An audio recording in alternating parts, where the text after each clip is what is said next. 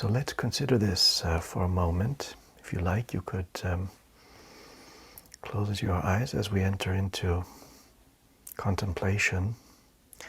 First, let's think about the meaning of light as it relates to our body. It's already been mentioned that the molecules that are building blocks of the body were fashioned within the stars.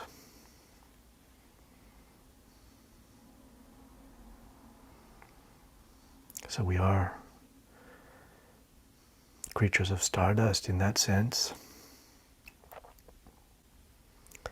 The planet on which we live circles the sun, but as Sarwardi showed us, in some sense is fully enfolded within the envelope of the sun's direct light. So we're spinning in one sense around the sun, but in another sense within the sun,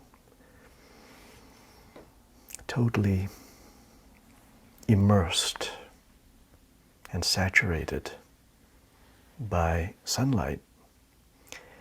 And it's precisely this sunlight that kindles the earth and energizes it. Just think of the enormous amount of energy pouring over the earth.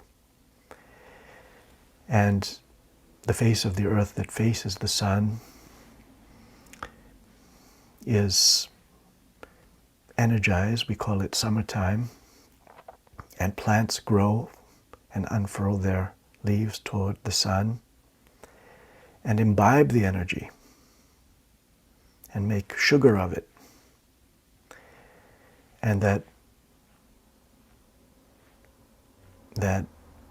sugar in plants is the basis of all nutrition. Animals eat it, and maybe we eat the animals or drink their milk, or we take our sustenance directly from the plants, but it's all what the plants have yielded from the downpour of solar energy. And so if we stand up, if we walk, if we speak, whatever we're doing, we're expending energy that isn't autonomously our own. We really borrow it from the plants who borrow it from the sun. So physically, all of our activity is solar energy manifesting itself in our movements. There's a very clear relation between our physical acts and sunlight. Constantly consuming the sun and spending solar energy in our acts. Moreover, when we look out on the world, we might think we see this thing and that thing, but do we really see a thing? What we see is the light that's reflected from that thing to our eyes, which travels down the optic nerve and lights up the brain. So we're awash in the sun. We see the sun everywhere we look, reflecting on all kinds of surfaces, and therefore giving all kinds of impressions.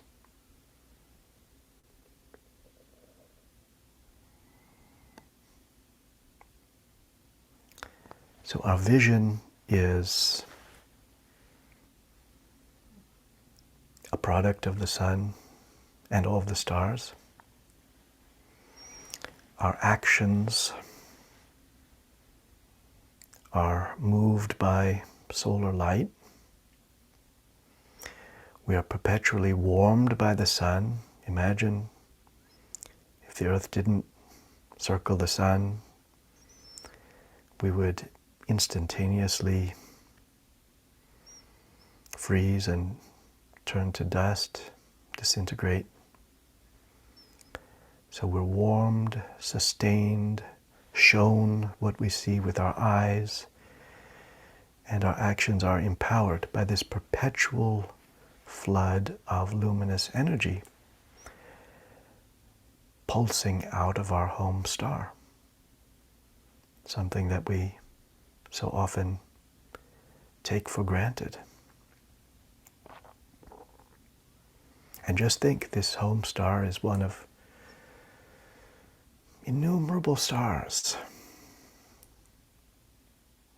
ranged out in vast patterns through the galaxy and in billions of galaxies.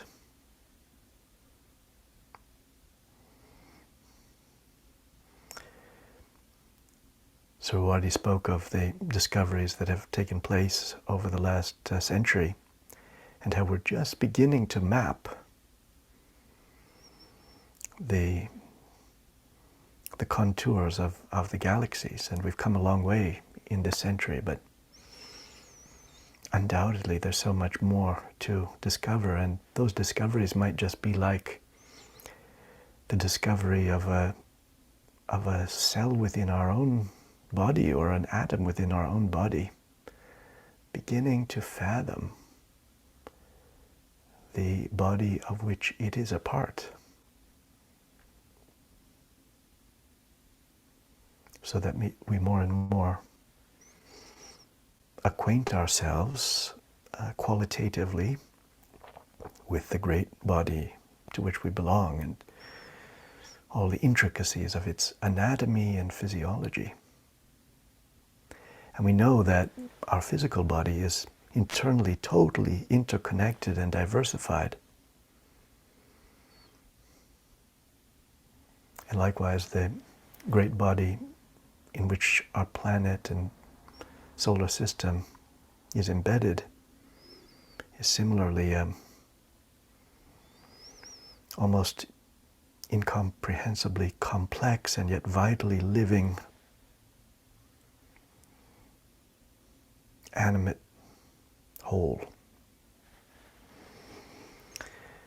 So we're beginning to account, with these reflections, just beginning to account for the relation of our own body to the sun and the stars, but we could take another step and consider the relation of our mind to the sun and the stars, and realize that our vision doesn't end when we close our eyes at night. We dream and we see images.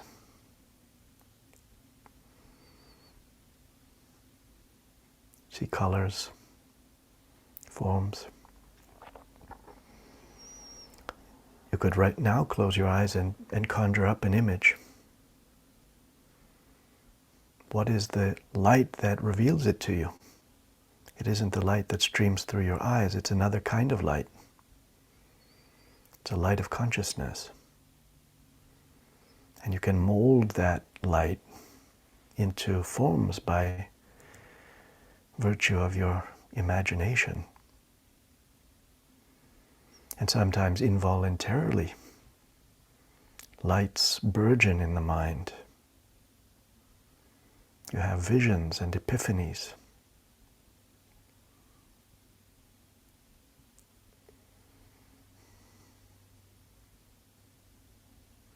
Now, if there were only light in the mental landscape, nothing would be visible at all, but there's always a contrast between light and darkness, and in that contrast, forms can transpire by way of chiaroscuro.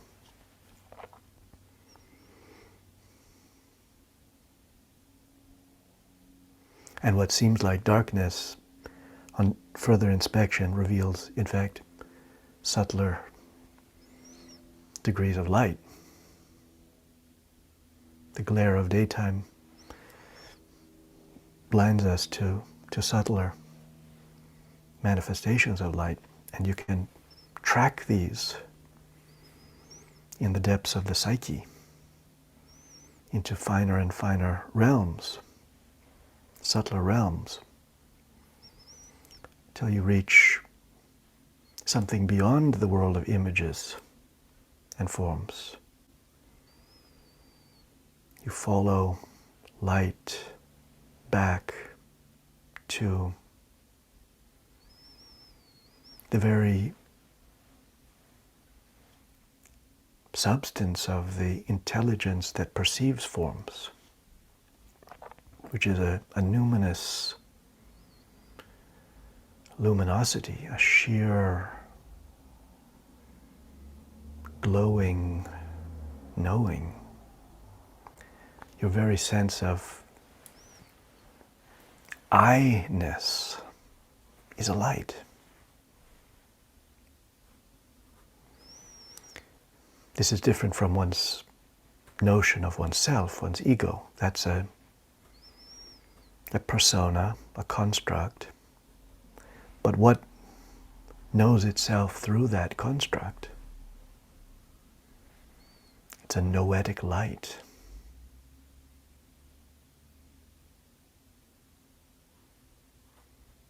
As Surawadi says, there's the light which reveals an object to another, and then there's the light which reveals itself to itself. And that is the light of pure presence, which is the nature of the soul. So we're related to the stars on each of these three levels. Physical light of the stars illuminates our days and nights. And even in our dreams, the stars shine.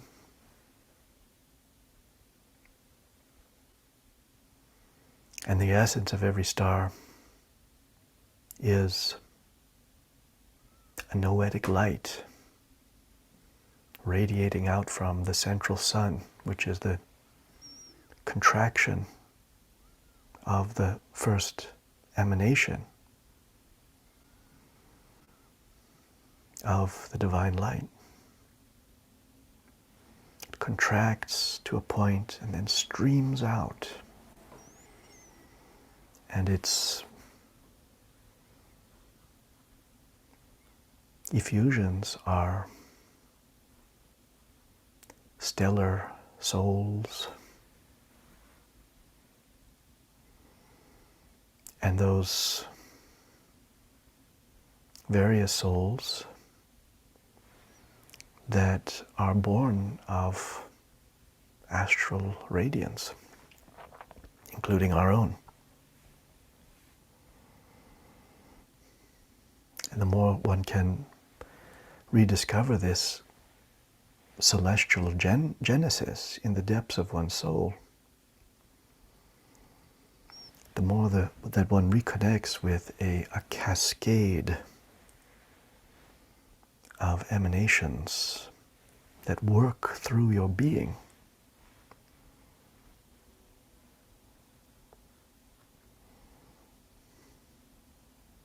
From the soul to the mind, from the mind right into the body, shining out through the eyes. This is what Surawadi called the Pir Zia, the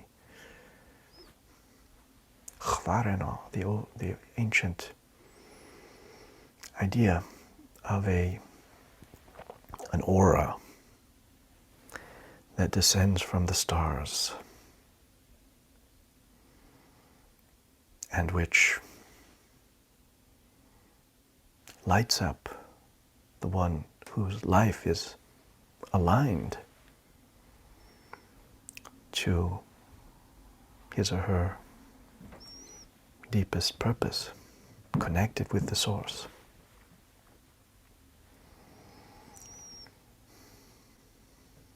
As we come to the end of our time together today, let's take up 2 nature meditations given by Moshed.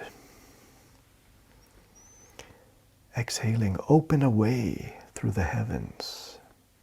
Inhaling, that I may arrive at thy dwelling place.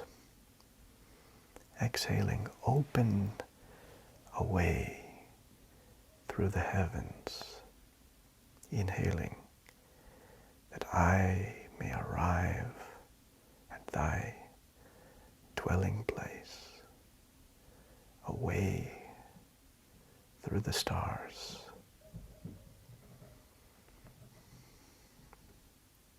a way to your dwelling place through the stars.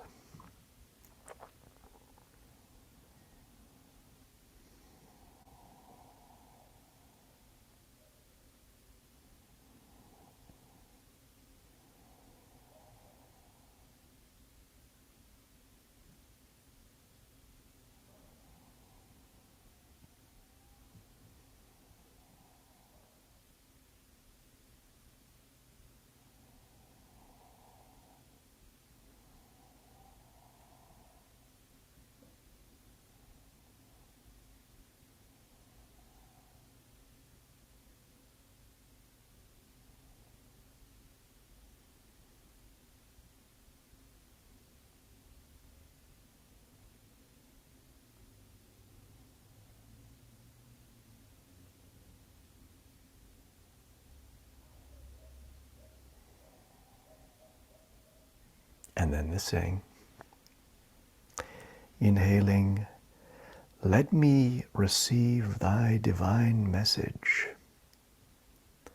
Exhaling, as the stars receive light from thy divine face.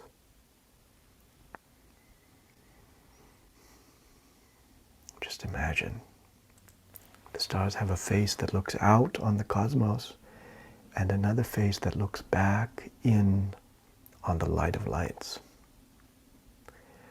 Let me too turn within and turn my face and receive your message as the stars turn their inner face toward you and are illuminated by you. Inhaling, let me receive thy divine message. Exhaling, as the stars receive light from thy hidden face.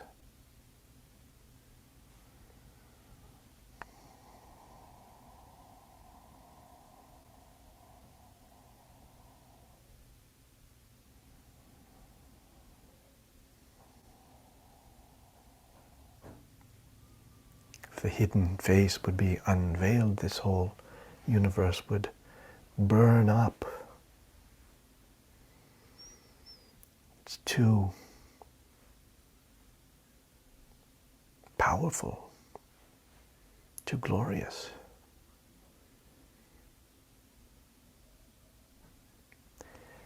But the angels of the stars each receive a portion and refract it and reflect it.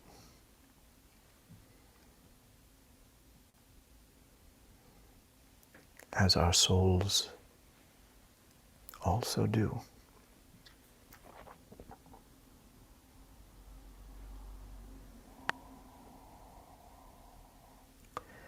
Let me receive thy divine message as the stars receive light from thy hidden face.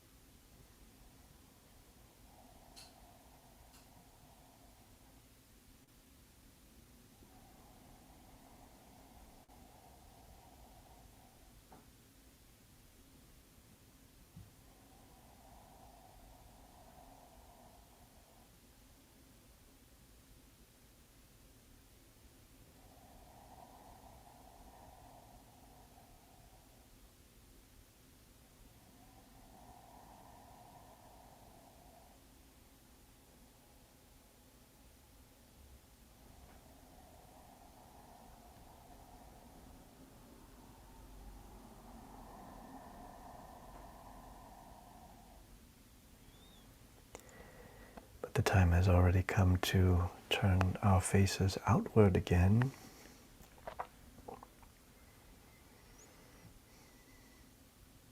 While the stars themselves shine out.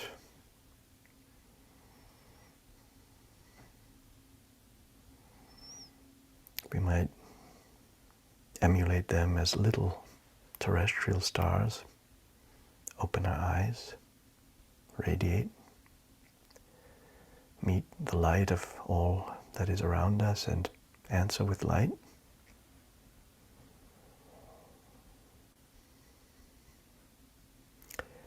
It's time to come to a close now. Sincerest thanks to Hassan Surawadi.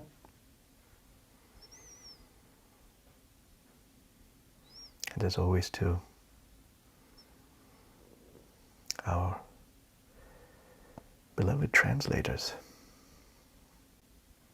rendering all of these words into different languages.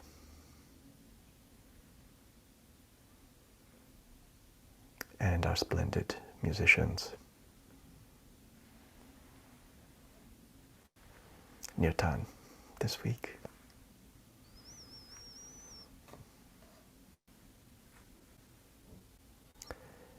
Friends, let's stay in touch. God bless you. Shall we close with Khatum? O thou who art the perfection of love, harmony, and beauty, the sovereign of heaven and earth, open our hearts that we may hear thy voice, which constantly cometh from within. Disclose to us thy divine light, which is hidden in our souls, that we may know and understand life better. Most merciful and compassionate God, give us thy great goodness. Teach us thy loving forgiveness. Raise us above the distinctions and differences which divide us.